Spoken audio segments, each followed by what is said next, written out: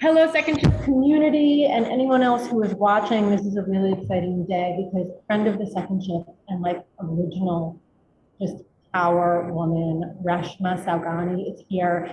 She is the founder of Girls Who Code, the founder of the Marshall Plan for Moms, which you might have seen during COVID came out, basically standing up for what working moms need during the pandemic. And then she took that and wrote a book called Pay Up. There's so much to talk about. I don't even know where to start, so we're just going to dive in, and this is just going to be sort of a free-form conversation. Anyone who has questions, throw it in the chat, and we will ask them. Because, you know, there's a huge crisis going on right now. We were just discussing before this how much COVID affected working parents and how much change needs to happen and how lucky we are in some ways to be in this exact moment with this exact opportunity for the women in our networks and our life and women out there to be the change. And that's what I think is so important and the message from your book. Thank Yeah. you. Thank you for having me. Thank you for all the work that you all do. It's so powerful and so important. This community is phenomenal. It takes a village, as we all know, and everybody working together to like make that change. So, a million women, million plus women are out of the workforce since before the pandemic.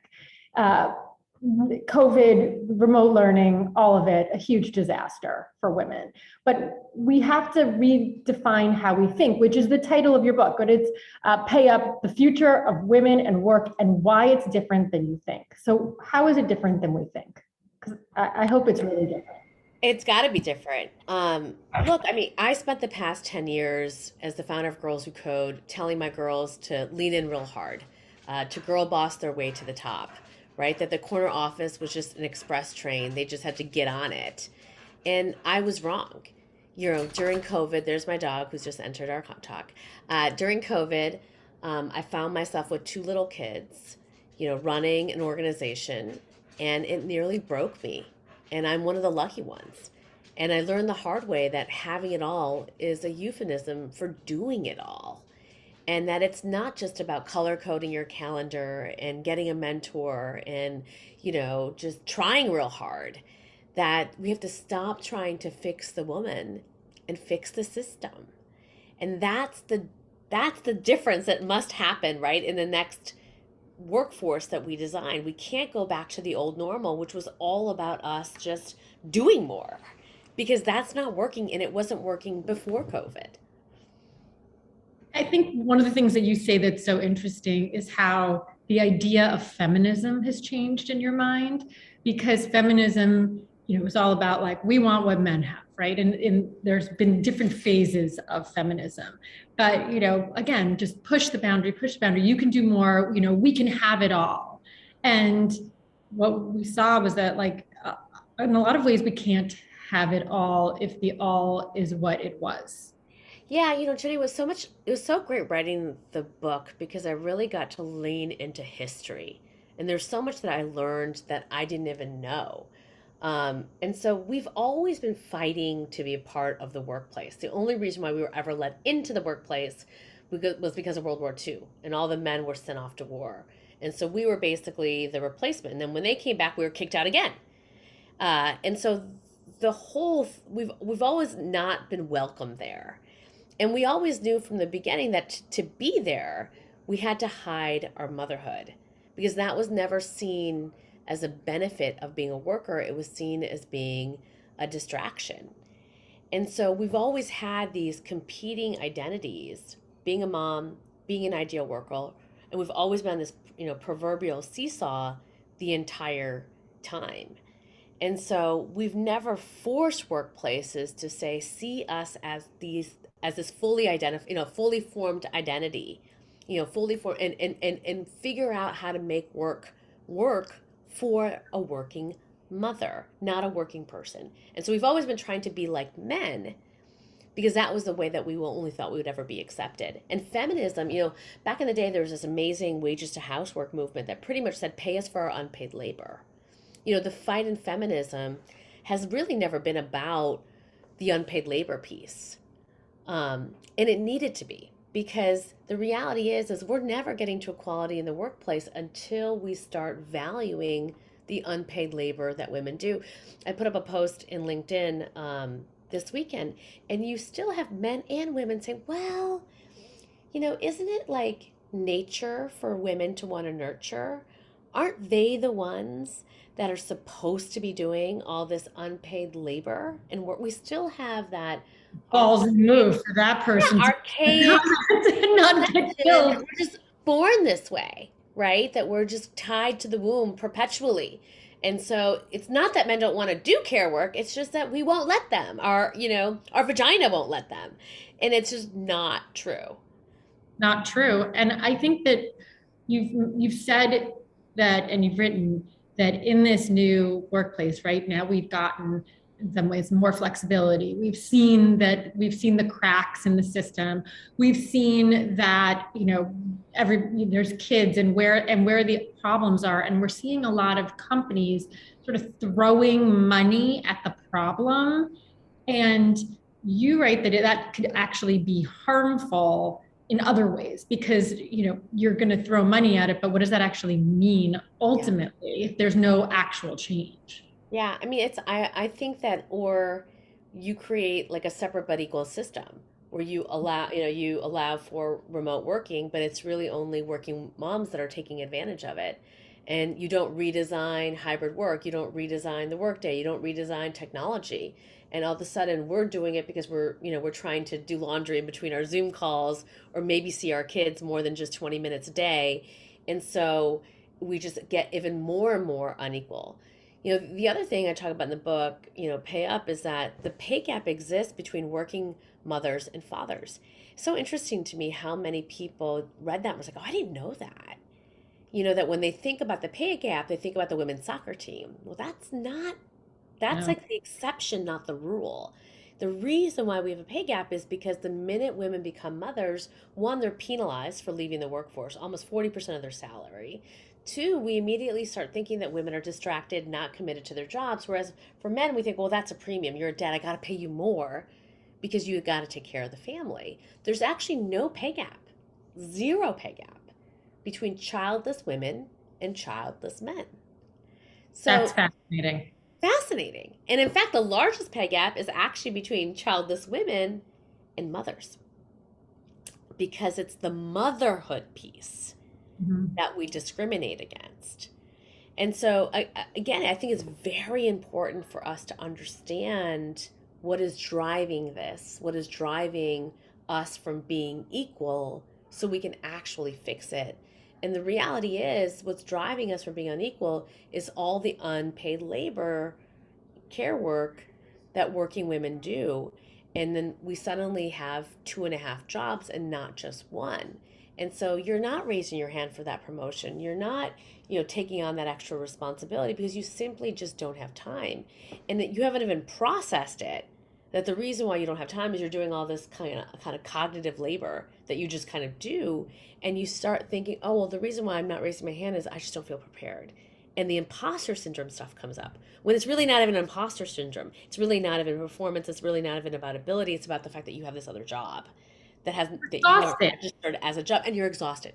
Yeah, We're exhausted. And I think another thing that's interesting is just the pay gap, yes, but also the happiness gap. The fact that nearly 80% of men were happy during being home, during doing remote work during COVID, but something like 30 something percent of women were. I mean, that's a remarkable gap. And that just shows that, men were like, well, this is great because I get to it's be home amazing. I taking can care learn how to of play the guitar. Right. where I can be home for dinner and I'm not commuting. But women were like, well, I'm out of, this is miserable. This is a Yeah. horrible situation for us.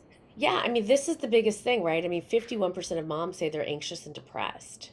And I was getting interviewed by the CEO the other day, and we were talking about this, and I said, trying this. And he said, it's interesting. I've never seen my mother break. Even when my father died, I never saw her cry. And I'm like, yeah, because we're not allowed to be broken. We're not allowed to say, I'm done. I'm tired. I'm not being a mom today. I'm not doing this today.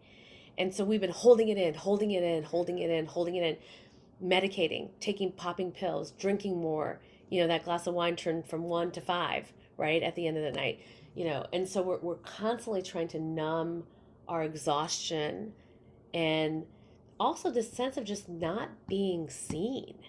I think the most painful thing for a lot of women during COVID was, and I'll speak for myself. It's like, I often thought that my husband, just didn't see the things that I did. Didn't see the fact that I was doing all the laundry and ordering the groceries and knew when Sean needed new shoes, all the while running the largest women and girls organization in the world. That like I could be doing an interview here on CNN while I had a pizza baking in the oven, and it was just all freaking happening. And I just thought, well, you know what? Maybe he doesn't see it. And then we're stuck in the house together for 2 years, and you see it, and it still doesn't change anything.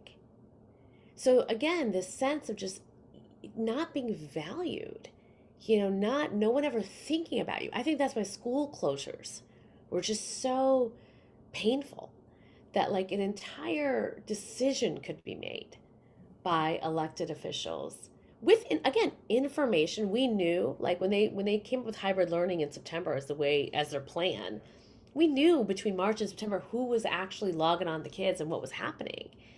And so they knew that women were doing it. 80% of the homeschooling was being done by moms, not dads, in two working people households. We were still taking that on. And they came up again with this idea of hybrid schooling, and they didn't ask us. I think that was so painful, that no one said, hey, Reshma, do you have time to do this? And that someone can have such an impact on your life and everything you have worked for, everything that you have put into place can be destroyed without your permission, not having that kind of control. I think that is what has driven women to anxiety and depression. I totally agree with you. And as part of the second shift, I'm relentlessly an optimistic person. So I like to, and I try to put that out to our second shift world, that, this is in every bad time, there's also a silver lining. So in this moment, what is the silver lining? And I think that part of it is that this is a perfect opportunity. We have the opportunity to be the change, to make the change. There's actually, I think about the second shift, and we've been talking about workplaces needing to change to retain women and attract women, especially in their mid and senior levels. So that's, the whole pipeline issue. We've been talking about this since like 2006. 15, 14, I can't even remember. The dates are all mushy in my brain these days. Everything in my brain is mushy. But until this moment, I have actually never seen a receptive workforce and receptive leadership. And now this is the moment where we're like, okay, we've been waiting for this moment. So how do we capitalize on it? How do we make this the place where you can stand up, you can speak out, you can negotiate, you have the leverage to get what you want out of a job? Everybody's hiring, everybody wants women. And so this is the actual moment. When we talk to leaders and employers, we're like, we have the women, you want them, we know where they are. You have to make the opportunity that they want to come and work for you. And it's up to you to be the change. So how do we do that right now so that all of the women who are listening and all the women in our network feel confident doing that, because they're fucking exhausted. They're tired. They don't even know if they want to go back to their jobs or any job, because everything is just like PTSD from all the things that we've just been talking about. So gearing up, getting that like confidence back and just the enthusiasm in this moment is mentally taxing and just seems like, and pushing a boulder up a hill. But it is the moment, and we have to do it, because if we don't do it now, we never have a better opportunity. I was just, that's the thing, right? It's like we have to start talking about this as with the leverage that we have, and talking to women that this is an opportunity. And it's hard when you feel so broken, exhausted, and tired to be like, what? Like, this is my opportunity right now? Like, wow. So I think, one, we have to say that. And two, we have to start saying to women, ask for what you need. And I think part of being so tired is not knowing what to ask for. That's why I wrote Pay Up. It's like I have 9 strategies for you in what you should ask for to make your workplace finally work for you.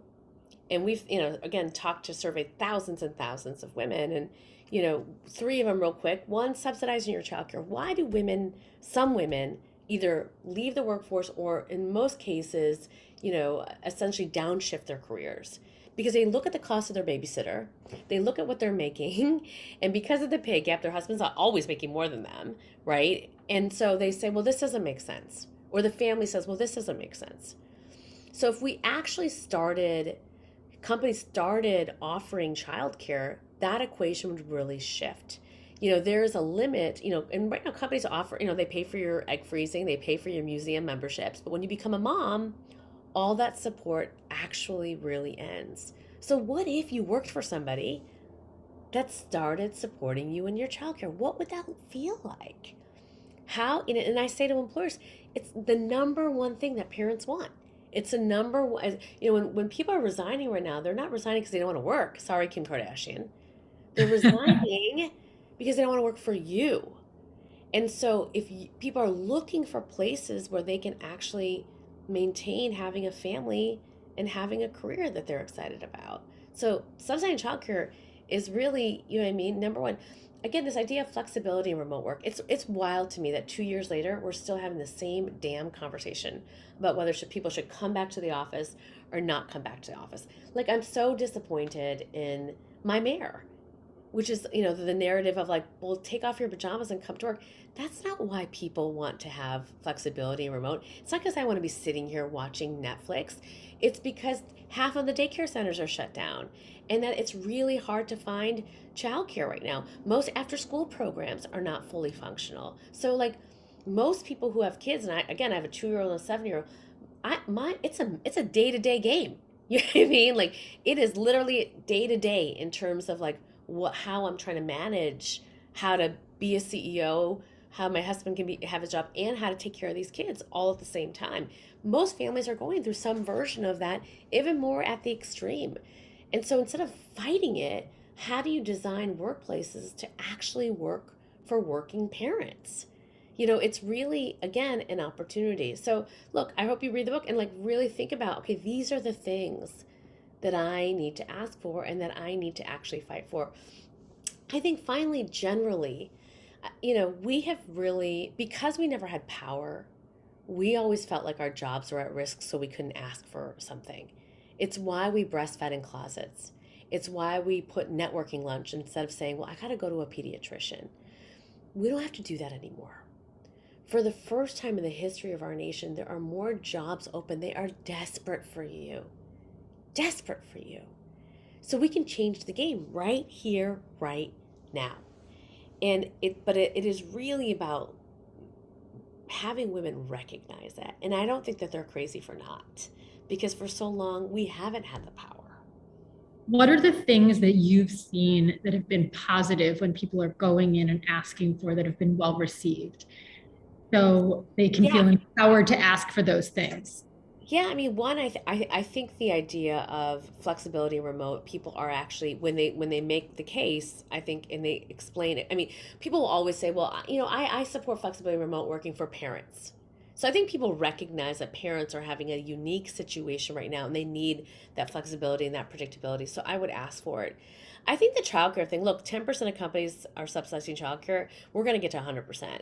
Like I'm building a business coalition to make that happen. So I don't think that that is going to be a crazy thing to ask for. So even if you're in an interview, and I say this not just for the moms, but for the dads and the childless women and men, and hey, what's your childcare policy? What kind of support are you offering working parents? I think really asking those questions is really, really, really critical.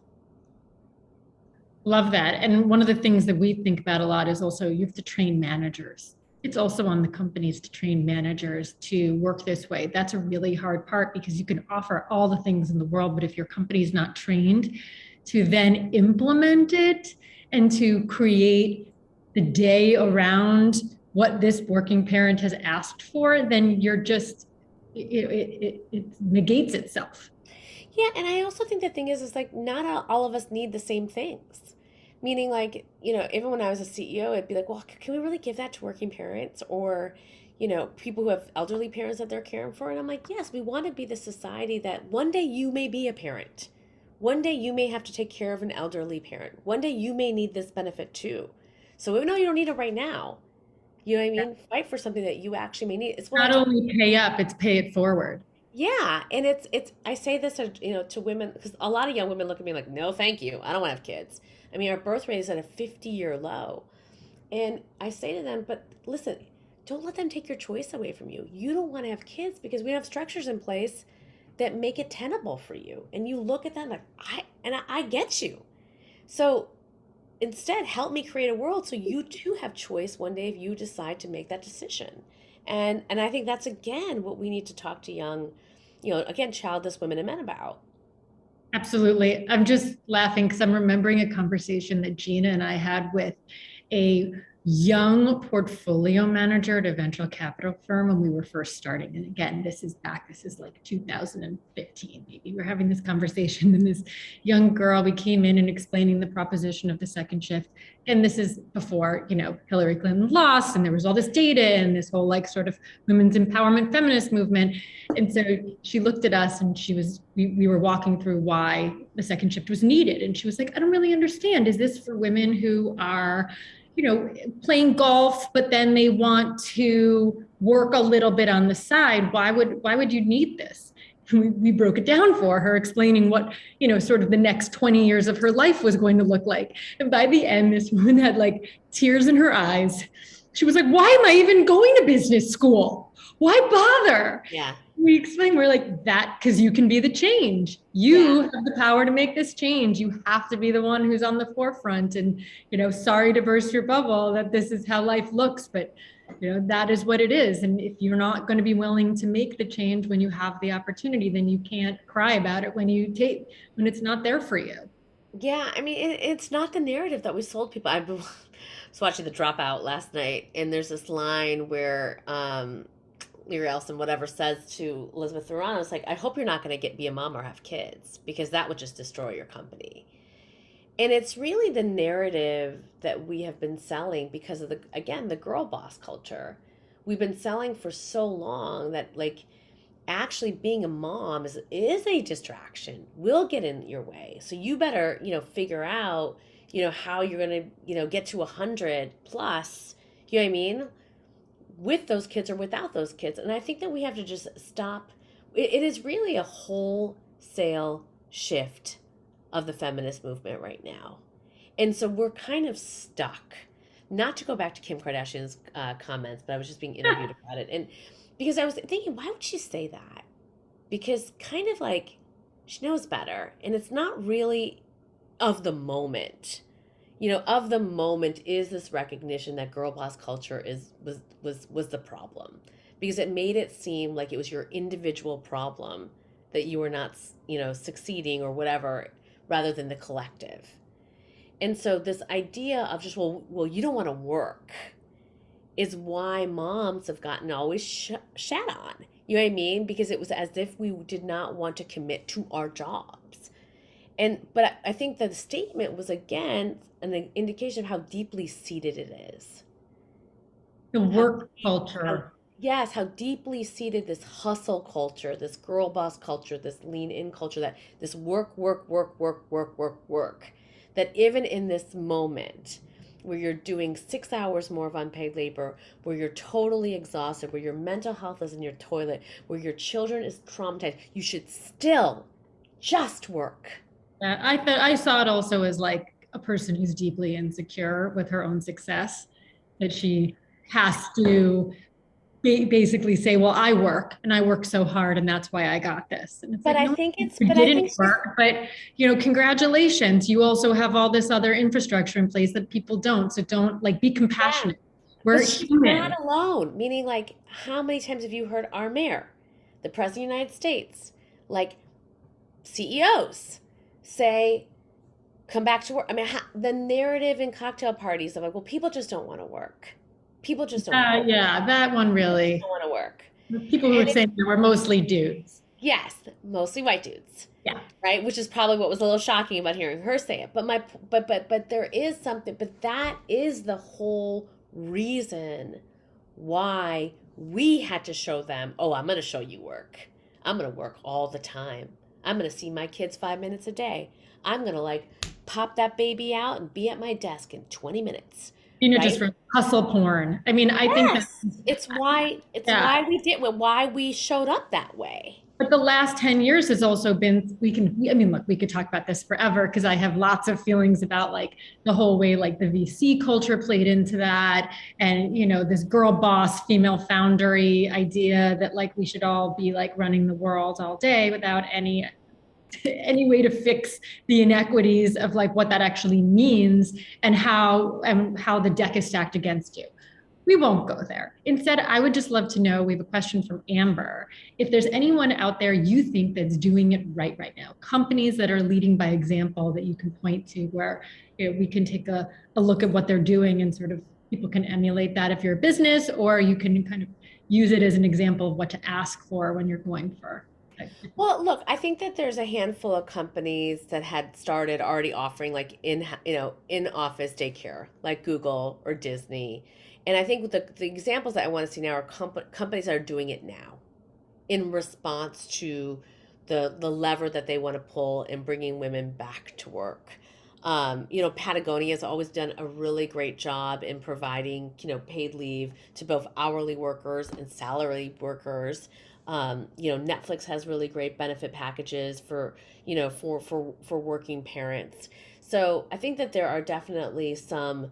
Accenture, right, has been committed to the returnship program. So I definitely think that there are some bright lights, that we're seeing, and I think that we have to just continue to kind of push the needle, right, on these things. One of the things that besides subsidizing childcare, that the trend that I want to see is this movement away from just offering paid leave but not mandating it for men. Companies like Apple still don't have gender neutral paid leave policies. There is no reason in 2022 that you should be offering 8 weeks for women and 2 weeks for dads, because you're basically sending the message to create unequal roles at home. You're setting up inequality. So, like, any company that does not have gender neutral policies should change them like yesterday. And then, secondly, we've got to start mandating men to take it, period.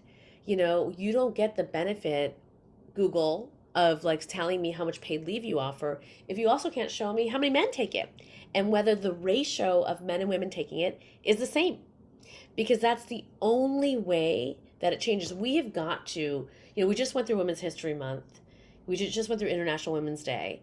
I bet you there were a million panels going on about like how to get a sponsor, how to get a mentor, how to raise your hand, how to learn how to be an investor, blah, blah, blah, blah. No, I want you to do sessions on like how to do laundry, how to like audit your company policies to see which policies might actually be exacerbating gender inequality at home. I want every company to have a goal of like how they want to change the gender ratio of work that's being done at home. Like, we have to have a very different conversation. The Philippines had this huge ad that said, laundry is love. Can you imagine sitting down watching the Super Bowl and having like Coors beer basically do a commercial about laundry is love? We better, because that's what we need. I love it. One of the things that we are working on a lot at the Second Shift is we started a program pre-pandemic with Google and Unilever, and it's moved on from there, called Let's Be Human. And it's about training employees and managers to have difficult conversations around parental leave for both men and women. And it's like, how do you talk about it before, during, and after? And we lead it through workshops with ERGs and parenting groups. But it's creating, again, this sort of human-centric idea of like, where do you lose people? You lose them around parental leave, right? You lose parents because work is hard and having a baby is hard and unsupportive environments are really hard. So how do you envelop that so that people are grateful and want to come back to the workplace? I mean, and you lose women and men. That's the crazy thing. There are a lot of men who have quit because they say, I want to walk my kid to school. I want to, go to soccer class. I want flexibility, but when I ask for it, it's like that toxic masculinity I'm made fun of for it. So that's the we started this conversation by talking about opportunity. I think that's the opportunity. Women, moms and dads actually want the same thing. Everybody wants the same thing. You Yes. know, like literally everybody wants the same thing right now. Um, and it's about how do we come together and ask for it. And we have different reasons why we don't. Like moms don't ask for it because we've incurred a motherhood penalty for so long that like we know better. And dads don't ask for it because either they're going to be gaslit, you know, at work for it, or they see the fact that moms have been discriminated against for the same benefit, and so they're not going to ask for it. You know, I think Ultimately, it's fear, right? yeah, it's Both of those ultimate. things are motivated by fear. You're either afraid that if you're a woman, you're afraid because you're socialized to not speak up for what you want and not ask for the hard things and to play to make yourself fit so that you can move forward. And if you're a man, you're afraid to break the status quo, to go against what everybody else is doing, and to be a change maker because you think you're going to get penalized. Yeah, So it's like it all comes down to just being afraid. And this is a yeah, moment where people don't have to be afraid because you hold the leverage. You yep. don't have to be afraid. What's the worst that happens? Right, the worst. Exactly. You go, you find another company. I mean, that's the thing. I mean, you're We've seeing this. lived through the worst that Yeah, happens. we've You literally can't lived through the worst get that can worse happen. than that. And it's like, you know, you watch all these young people right now, they're like, you know, coming out of college, asking for crazy amounts of money. Like, go team, I right? agree. And we have got to be doing the same thing. I agree. On that note, I will wrap this up and I will thank you for being here. This has been a conversation that has been needing to happen for such a long time. Thank you for writing the book and using your voice to amplify it. We're excited to see where this goes and to hope that this we can all capitalize on this moment and make it work for women. So thank you for everything you do for working women and Thank you for parents. supporting Pay Up, and thank you. I feel like we have a once in a lifetime opportunity. Like things are going to shift. I really believe I that. I agree too. And I really, I feel like a lot of momentum and a lot of optimism. Yep. And so I look forward to seeing what you do with it, hopefully working together to make Oh, great for change. sure. Thank you. Let's go And make good trouble together. absolutely. Thank you everyone for joining. Bye. Thank you.